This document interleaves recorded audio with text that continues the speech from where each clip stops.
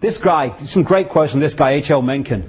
The men the American people admire most extravagantly are the greatest liars. The men they detest most violently are those who try to tell them the truth. Because people don't want to hear the truth.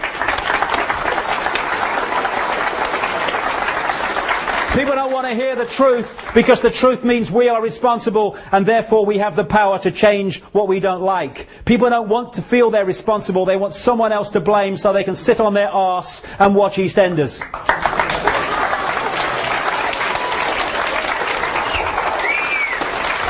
This is Oscar Wilde. Wonderful quote from Oscar Wilde. Most people are other people. Their thoughts are someone else's opinions. Their lives are mimicry. Their passions are quotation. In short, we are a world of repeaters. Repeater politicians. I love this line.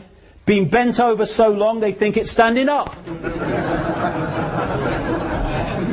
If we had politicians who stood by their their conscience, who answered to their conscience only, and not to career massaging, yes sir, no sir, I'll vote this way even though I don't agree with it because it's good for my career politicians, then we'd have a decent parliament that represented the people. And while this is going on, Big Brother unfolds so fast.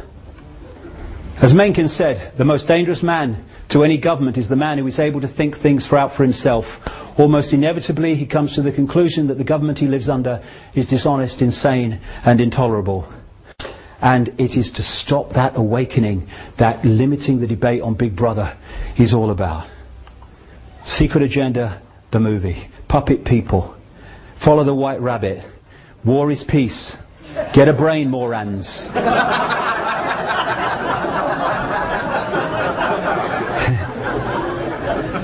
And then you can persuade people that war is peace, freedom is slavery, and ignorance is strength.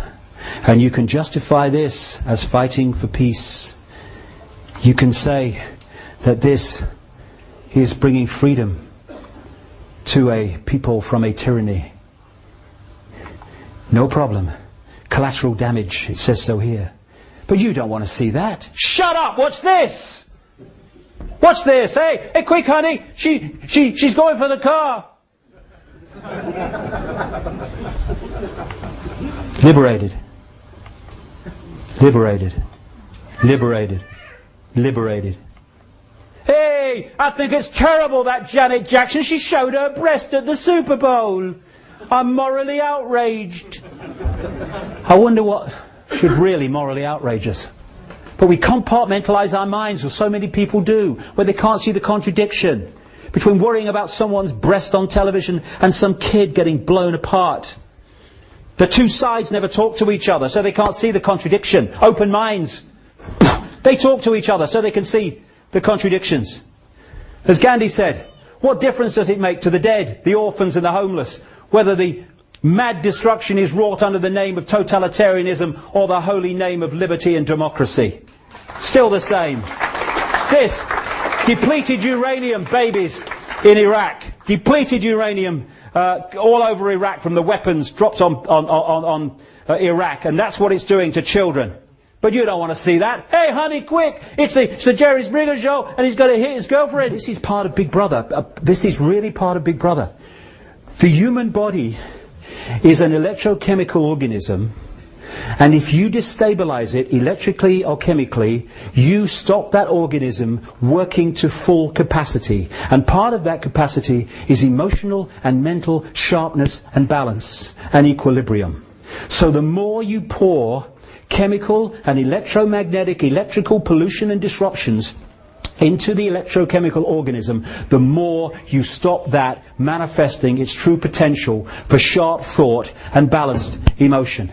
When you look at the graphs for the increase in the crap they put into food, chemical concoctions and cocktails, overwhelmingly, though certainly not always, aimed at children.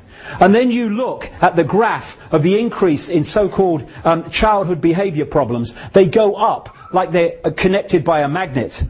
There is a war on our children because they're the generation they overwhelmingly have to suppress.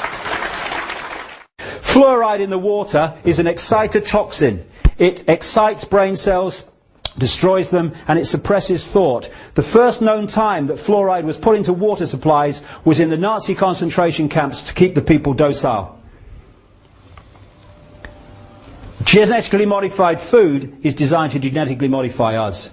Vaccines, 25 vaccinations before the age of 2, with a growing, still developing immune system. All the stuff they give us. Electromagnetic soup. The rabbit hole is seriously deep. And this is so appropriate. This was said by a pastor after the Second World War, talking about Nazi Germany. He said, first they came for the Jews and I did not speak out because I was not a Jew.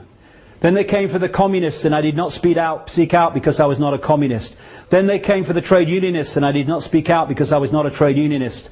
Then they came for me, and by then there was no one left to speak out for me.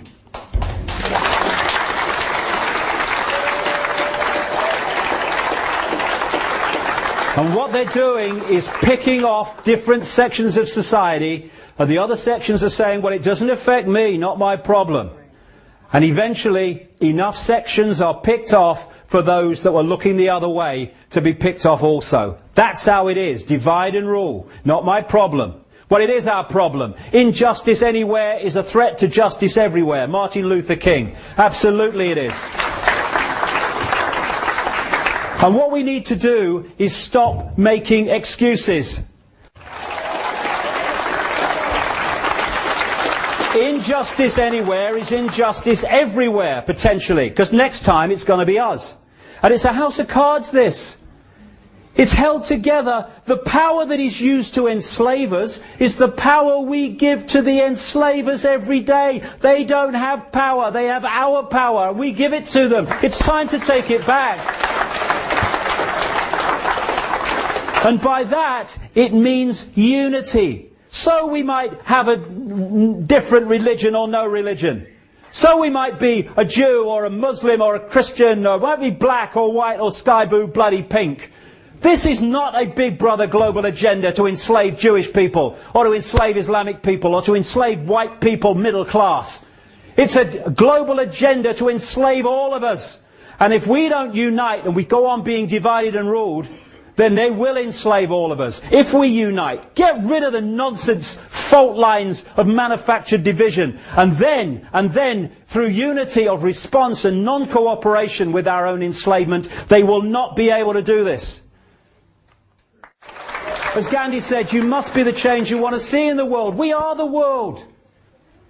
What else has created the world that we are looking at? We have, or we've allowed it to be created on our in our name. There is no path to peace. Peace is the path. We've got to stop fighting each other before we divided and ruled into total enslavement. And Martin Luther King said this: cowardice asked the question, is it safe? Expediency asked the question, is it politic? Vanity asked the question, is it popular? But conscience asked the question, is it right? And there comes a time when one must take a position that is neither safe nor politic nor popular, but one must take it because it is right. And we are there now.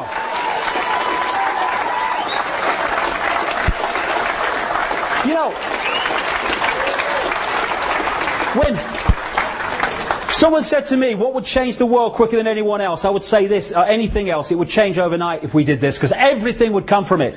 If we stopped making decisions about our actions based on what is right for us in the moment, and started doing what we knew to be right by conscience and justice, this world would transform. This world has been created as we experience it by billions of people deciding every day, what do I do in the interests of me?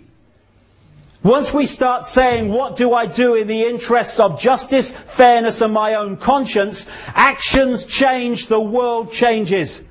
And we are in control of that. And we are at a fork in the road now. Because Big Brother's on a motorbike now. This is not the totalitarian tiptoe anymore, this is the totalitarian sprint. And we have one last chance to open our eyes, open our minds, and start getting involved in doing something about this. Because, you know, there's going to come a time, and it ain't too long from now, when we're going to have to look our children in the face, in the eyes, and we're going to have to answer the question without blinking and without averting them. What were you doing, Daddy, Mummy, Granddad, Grandma, when the fascist state came in that now controls every facet of our lives, including our thoughts? What were you doing when it came in? Now, for what, all my ills and all the rest of it, I won't have to blink. How many other people will be trying to look the other way?